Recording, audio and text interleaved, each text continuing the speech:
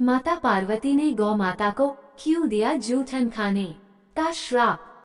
हिंदू धर्म में गाय को माता के समान माना जाता है और उनकी पूजा एवं सेवा भी की जाती है। गाय को संसार के सभी पशुओं में उच्च श्रेणी का स्थान दिया जाता है।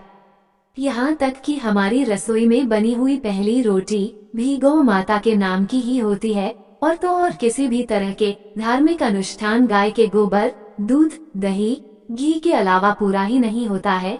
लेकिन आपने कभी ध्यान दिया है कि भोग लगने या फिर घर से रोटी मिलने के बाद भी गाय को कूड़े के ढेर में या फिर जूठन खाते हुए देख जाती है। हमारे धर्म शास्त्रों में माता पार्वती के द्वारा गाय को जूठन खाने का श्राप दिए हुए एक उल्लेख का वर्णन मिलता है, जिसका कथा इस प्रकार है। एक बार माता पार्वती ने तीज के दिन व्रत रखा था और जब माता पार्वती के व्रत खोलने का समय आया तो भोलेनाथ ने हंसी ठिठोली करने की सोची। तब फिर भोलेनाथ ने अपनी पत्नी को तंग करने के लिए कहीं छिप गए। माता पार्वती ने अपने पति को ढूंढने के लिए चारों दिशाओं में भ्रमण किया, फिर भी उन्हें भोलेनाथ कहीं नहीं मिले। तब फिर माता पार्वती जब निराश हो गई तब जाकर किसी एक स्थान पर बैठ गई और वो अपने पति को लौटने का इंतजार करने लगी। समय बिता के फिर भगवान शंकर उनके पास नहीं पहुँचे। सूर्य भी ढलने वाला था। ऐसे में माता पार्वती ने सोचा, भगवान तो खुद ही इस संसार के जनक है, जिनसे कोई भी बात छिपी नहीं है। ऐसे में वह जहाँ भी होंगे वो हमें पूजा करते हुए जरूर देख लेंगे। ये सोचकर माता ने मिट्टी का शिवलिंग बनाया और उनकी पूजा करने लगे। और यह सब कार्य भगवान शिव अदृश्य होकर देखकर मुस्कुरा रहे थे। जैसे ही पूजा समाप्त होने के बाद माता ने नदी में सामग्री विसर्जित की, वैसे ही भोलेनाथ उनके सामने प्रकट हो गए और माता पार्वती को सताते हुए बोले, हे देवी, तुमने तो मेरे बिना ही पूजा कर ली, क्या तुम मेरे लौटने का इंतजार नहीं कर सकती? आखिर ऐसा क्यों? माता पार्वती ने कहा कि स्वामी, मैंने तो आपका बहुत इंतजार किया, लेकिन समय बीतता चला गया, इसलिए मैंने मिट्टी का शिवलिंग बनाकर आपकी पूजा की और अपना व्रत पूर्ण किया।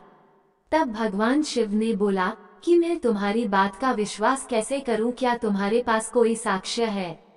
तभी वहां माता ने एक गाय को खड़ा देखा जो सब कुछ देख रही थी। माता पार्वती ने भोलेनाथ से कहा कि यह गाय मेरी पूजा की साक्षी है, आप इन्हें भी पूछ लीजिए। लेकिन वह गाय भी भगवान शंकर के साथ ही हंसी ठिठोली से वाकिफ थी।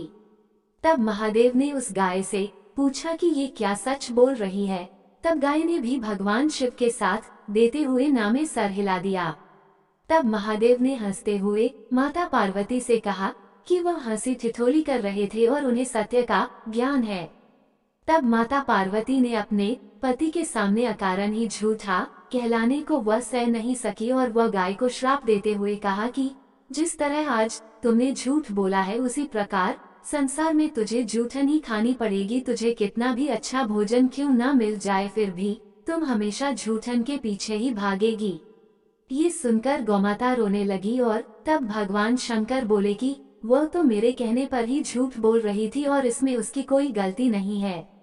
ये सुनकर माता पार्वती को अपने दिए गए श्राप पर दुख हुआ और उन्होंने पुनः गौ माता को ये वरदान दिया कि वह दिव्य जन्मा है और उनके सभी गुण यथावत ही रहेंगे, लेकिन उनका दिया हुआ श्राप अब नहीं टल सकता। माता पार्वती और गौ माता की यह कथा हमें ये शिक्षा देती है कि जीवन में झूठ बोलने के हमें कितने बुरे परिणाम मिलते हैं और एक झूठ के 1000 झूठ भी बोलना पड़ सकता है। आपको ये कथा पसंद आई हो तो वीडियो को लाइक करें और चैनल को सब्सक्राइब कर दें। धन्यवाद। हर हर महादेव।